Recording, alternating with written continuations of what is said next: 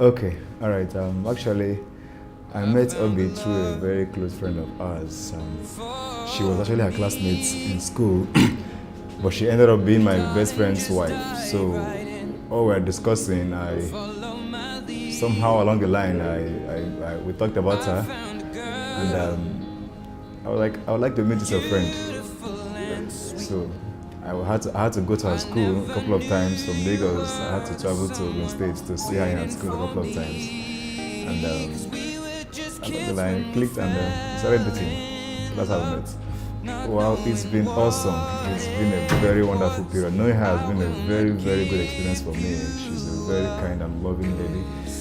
Well, actually now I'm feeling happy. I'm feeling a bit nervous, but it's so good. I'm feeling great. I'm ready to go. Feeling very great. I'm excited. She's a very calm and shy person. She's calm. She's shy. She hardly talks. Always smiling. She's very humble and I can't ask for a better girl. I will tell her that she completes me and I can't ask for a better wife. If I have to do this over and over again, it will still be hobby.